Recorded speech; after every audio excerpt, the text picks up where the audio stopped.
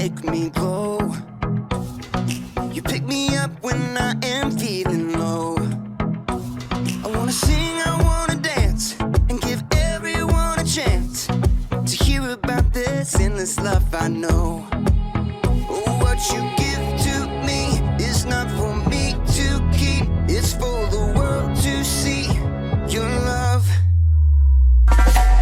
Every day you're giving me your kindness.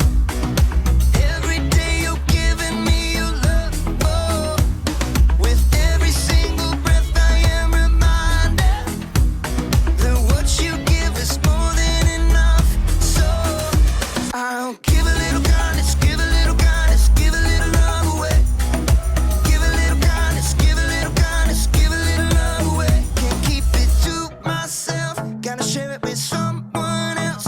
Your kindness overwhelms my heart, my heart. Can't keep it to myself, gotta share it with someone else. Your kindness overwhelms my heart, my heart. Oh, what you give to me is not for me to keep, it's for the world to see your love. Every day you're giving me your kindness. Every day you're giving me your love. Oh, with every single breath I am reminded that what you give is more than enough. So I'll give a little kindness, give a little kindness, give a little love away. Give a little kindness, give a little kindness, give a little love away. Give a little kindness, give a little kindness, give a little love away. Give a little kindness, give a little kindness, give a little love away. Hey, welcome to Story Lab. Skylar, I got your beakers. Oh, thanks. Hey, could you finish this? Sure? Awesome. Trade ya. This week, we're talking about respect, while we take a look at something amazing Jesus said. What am I even doing?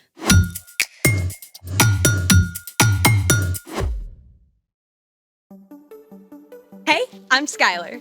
And I'm Sebastian, We're talking about respect. which is showing others that they are important by what you say and do. Okay, gotta ask about the outfit. Why? What's wrong with it? Nothing, but I think it's visible from outer space. I'll admit, stripes and plaid usually don't get along. I wore this in honor of Opposite Day. Opposite Day is a thing? Yeah, it's on January 25th, but I just found out about it. To celebrate, I've even made a list of things that don't usually get along. Let's hear it. Number 1, cats and dogs.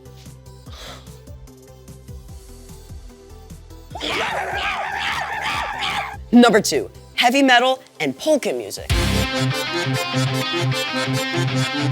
Number 3, pickles and chocolate.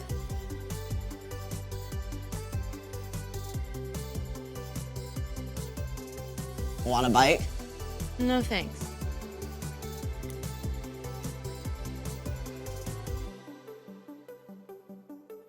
Number 4, water and oil.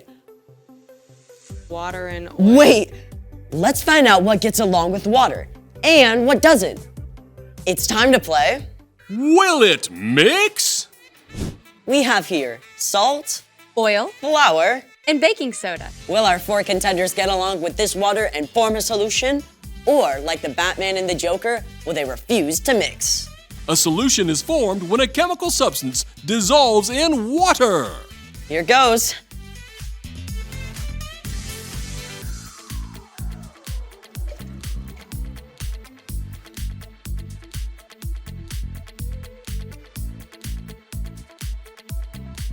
It appears that our salt and baking soda have completely dissolved in the water.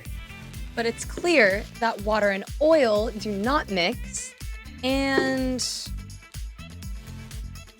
neither do flour and water. Sadly, they just don't get along. Let's try some more stuff. Honey!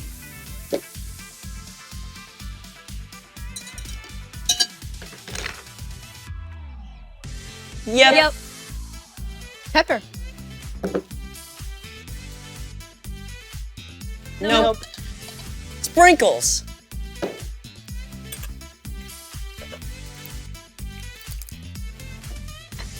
Yeah. Nope. Wait a sec.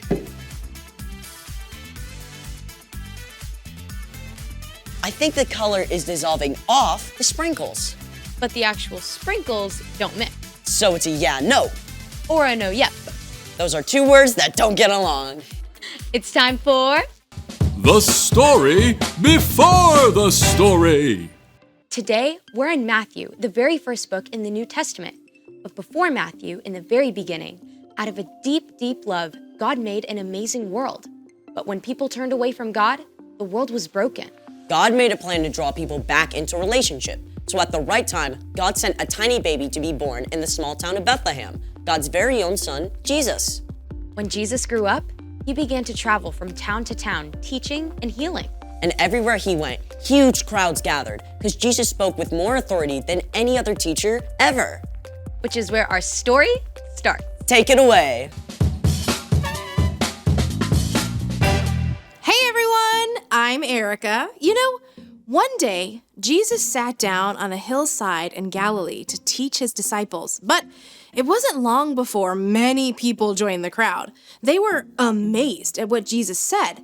His teaching went beyond anything they'd ever heard before. Blessed are those who are humble. They will be given the earth. Jesus claimed that people who are sad or humble or hungry or those who suffer for doing what's right are actually blessed. He said his followers are like salt and light. He said that calling someone a fool is just as bad as, get this, murder. It all added up to one thing. What's on the outside matters much less than what's on the inside, what's in your heart. People squeezed closer to hear as Jesus continued. You have heard that it was said, love your neighbor, hate your enemy. But here is what I tell you. Love your enemies. Pray for those who hurt you. What? Up to this point, most wise teachers and philosophers had agreed that you should not hurt someone unless they hurt you first. Then you had every right to get back at them. If someone punched you in the mouth and knocked out a tooth, you could punch them and knock out their tooth. If they said something mean to you, then you should shout something just as mean back at them. But Jesus taught a new way of understanding. Love your enemies. Now, it's easy to think of your enemy as the really bad guys, like a supervillain about to destroy the world, or a dangerous criminal on the run, or even the biggest bully on the playground. But your enemies can also be the people you're around every day, like the classmate who cuts ahead of you in line, even your little brother who's super annoying. Loving your enemy is simply loving anyone you don't get along with. That love is more than a warm, fuzzy feeling.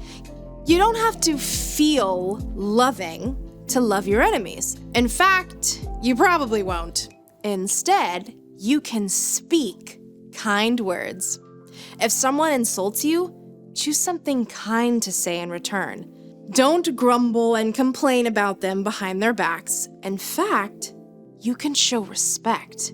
There might even be something nice you can say about that person. You should also do well to them. If someone trips you up on the way to PE class, you can tell them that's not cool. But don't look for ways to get back at them. And most important of all, pray for them. Ask God to care for your enemy and help you forgive them. Prayer might change your enemy, and it can change your own heart too. Speak, do well, pray. When we love our enemies like that, Jesus went on to say, Then you will be children of your Father who is in heaven.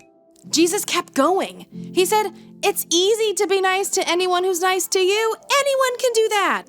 But God gives good gifts like sunshine and rain to provide for everyone, even people who do wrong things.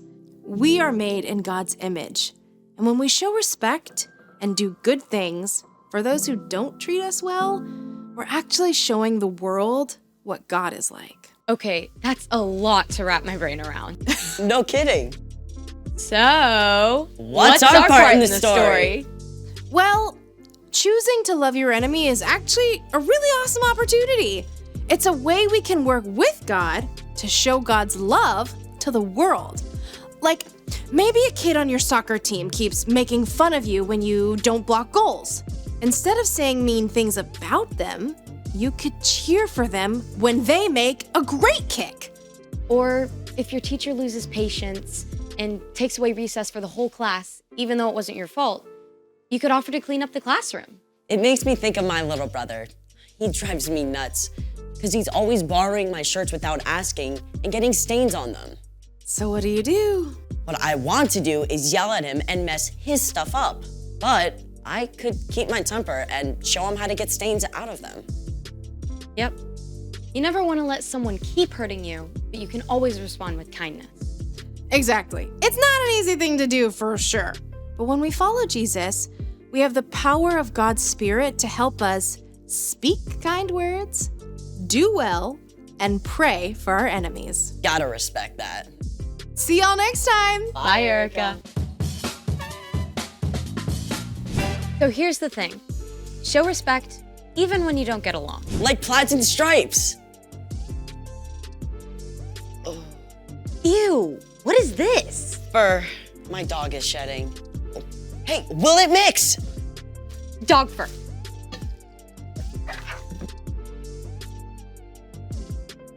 Nope. Thanks for joining us in the Story Lab. We'll see you next Next time. time. Beep.